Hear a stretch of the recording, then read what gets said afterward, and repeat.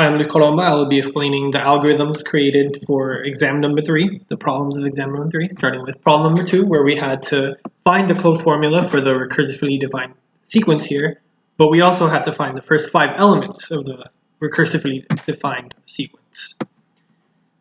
So this is the algorithm to find the first 5 elements using the recursive sequence, where we use an if to find where we first have to state the first element of the sequence, which was given to us, which is 7. A0 is 7.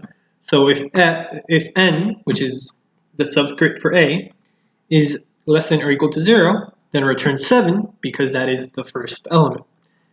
Else, if n is anything else than 0, anything greater than 0, I mean, then return then we use the nth formula to find whatever element it is we are looking for. So for example, if we're looking for the 5th element, then we would use 2 times p2n minus 1, which would be 5 minus 1, and we use the value we get from p2 4 and use it here to find p2 5. And so on for every element, as we see here.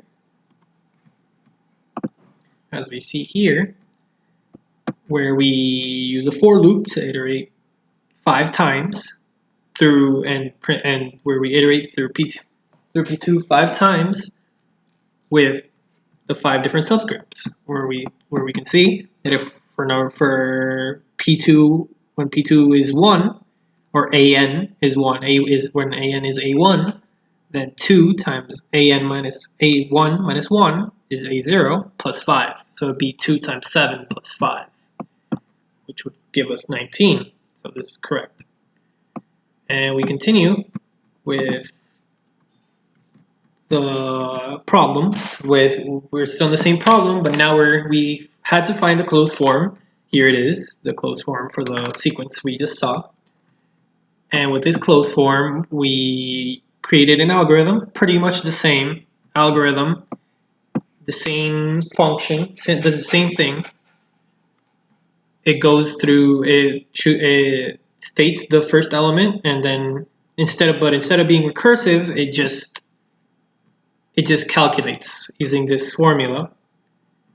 It just calculates the 5 elements without having to use the function within itself. And as you can see, it gives us the same thing as it should, because they're the same sequence, just this is the closed form formula.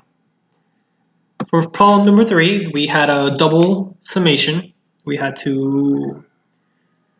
a sum within a sum, and it was to 100. The outer sum was to 100. As we can see here, we have 2 4s. Each 4 is a sum, because that's what a sum is, basically, in Python program. We start with sum is 0 to initiate the variable and be able to start the summation.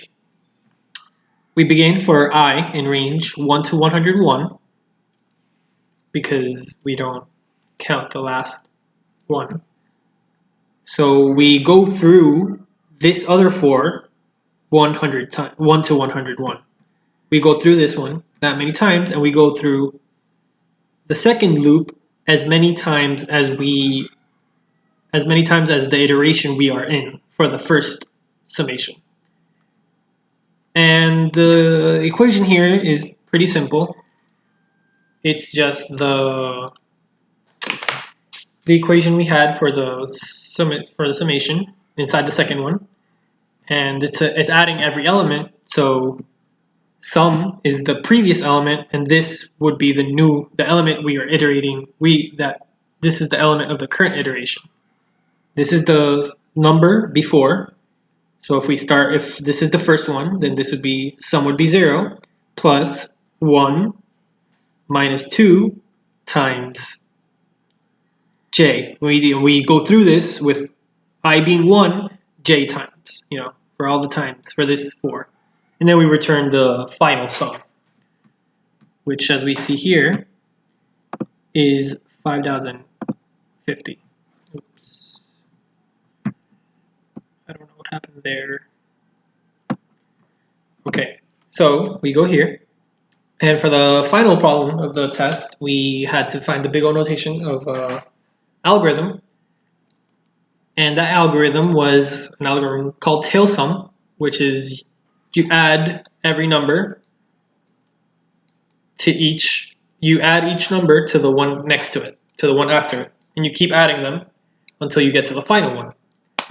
And here we see that where n, we use n in the range for the for loop. N is the length of A. A is a list, as we see down here. We get a list. We get a list with, in this case, we have 4 elements. My bad. 4 elements. And we want to iterate through those 4 elements. So J, initially, will be I plus 1 because we want to add, as we can see here, the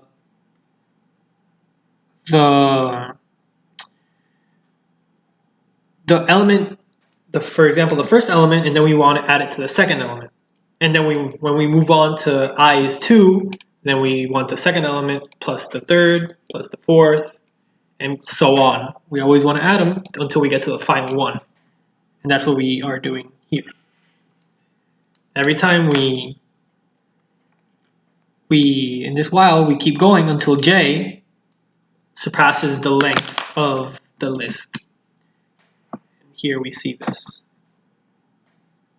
And here we see that A1 is 7, 2 plus 5. Then the next one is 16, which would be 7 plus 9, and so on. We keep adding the numbers. And that would be all. Thank you for your attention, Professor.